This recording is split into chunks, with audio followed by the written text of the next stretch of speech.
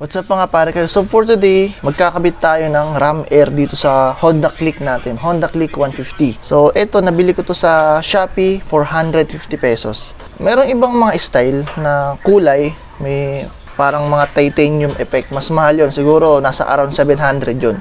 Pero itong plain na stainless lang, 450 yung nabili ko. Ito na yung pinakamurang nakita ko dun sa Shopee. So Ram Air 4 Click for 150 pesos. So ano ba yung tulong nito sa motor natin? Ayan. Or bakit ba kayo maglalagay nito sa motor nyo? Unang-una, itong tubo na to, ito kasi yung papunta magmula dun sa throttle body hanggang dun sa air filter natin. So yung stock kasi, yung goma yun mas maliit yung butas. Ito, mas malaki to, yung butas nitong Ram Air na to. So, kung mas malaki yung butas nito, hindi hirap humigop yung throttle body natin na humigop ng hangin. For example, nasa high RPM tayo. Siyempre, pag mas malalim yung bitaw natin dun sa silinyador natin, mas malakas yung higop ng throttle body natin. So, dito, kung mas malaki to, hindi siya hirap na kumuha ng hangin. So, mas maganda tong mga ganito kung nag-upgrade kayo ng throttle body. Kasi stock natin, kung hindi ako nagkakamali, 28mm. Tapos, bumili kasi ako ng throttle body 4S1M 32mm. So, ngayon, ang problema, 32mm na throttle body, hindi na kasya yung stock na goma dun sa pasukan. Pakita ko sa inyo. Yan, ito kasi yung stock ko. Ito yung tubo papunta sa throttle body, ay sa air filter. Ito kasi stock to. Sakto lang dun sa may pinaka-tubo niya. Yung 32mm kasi, yung buka nito, malaki na. Kaya yung parang ganito, yung stock na ganito, hindi na kasya. Kaya ang ginawa ko, bumili ako nito, Ram Air, para ilagay dun sa kinabit natin na throttle body na 32mm. So, mas malaki yung butas nito. Mas maganda yung kuha ng hangin. Hindi hirap yung throttle body na kumuha ng hangin. Kumbaga, mas kailangan niya ng madaming hangin. Since mas malaki na yung throttle body natin, tsaka sa high RPM, mas maganda to. Lalo na sa mga kargado. Pag nagkarga kayo ng makina nyo, sabihin natin bore up 62mm sa Honda Click. Mas mainam na may ganito kayo. Tsaka palit kayo ng throttle body. So, tara, ikabit na natin. So, ito na, Honda Click. So, bubuksan natin itong upuan. Kasi, andyan yung throttle body natin Ayan. So, ito tatanggalin natin yung itong upuan. Ito, natanggal ko na to So, dito may 4 na tornilyo dyan. Tatanggalin nyo yan. Tapos, kailangan natin ng 10mm na socket para matanggal itong mga tornilyo na to. Tatlo yan. Isa, dalawa, kasi saan dito. Pag natanggal nyo yan, may aangat nyo na yung upuan.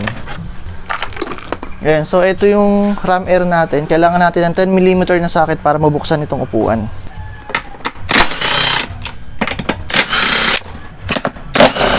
Ayan, pagtanggal nyo, maangat nyo na to.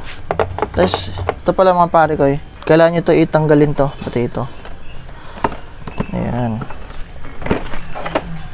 Ayan, tanggal na yan. Ayan, kasi nagpalit ako ng 4S1M na throttle body. Itong stock na goma na to, hindi na kasya dito sa butas na to. Kaya ngayon, ito yung papalit natin dyan. Ayan. Ito, malaki na kasi yung butas nito. Saktong-sakto na dyan sa 4S1M natin, 32mm. So, ang gagawin natin dito, tatanggalin natin itong air filter. Ito, tatanggalin natin ito. Kailangan natin ito tanggalin. May dalawang tornilyo dito sa ilalim, 10mm. Ayan. Dalawa. Tapos, hindi pa ito maalis Ito, ay may Allen wrench dyan. Kailangan nyo rin tanggalin to para mabunot nyo na to. Itong air filter. So, ito kailangan natin. Alright, ito tanggal na siya. So, ayan, kuha na to. Ito yung hose dito, kailangan nyo ito tanggalin. Tapos itong, makikita nyo itong hose na ito isa, kailangan nyo ito tanggalin. Gamit lang kayo nito. Alright, ayun, tanggal na. Tapos, hilahin nyo na to. Ayun, ganun lang siya kadali.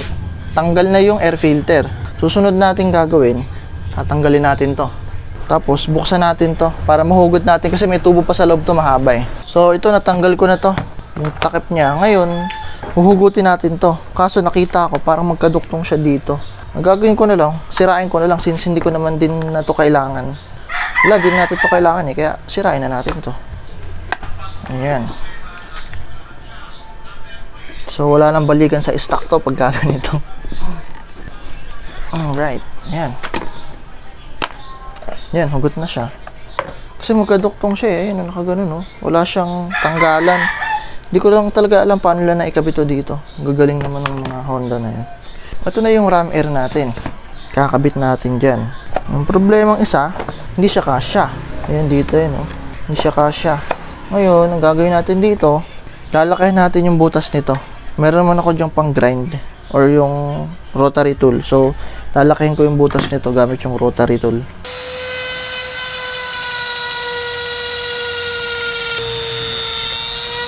Ito, nakabit ko na siya kasi may problema tayong mga pare ko eh. Makikita nyo yan, kakabit na siya. Yun oh, may malaking butas doon. Kasi itong nabili ko na ram air na to, hindi siya sakto dun sa butas na yon.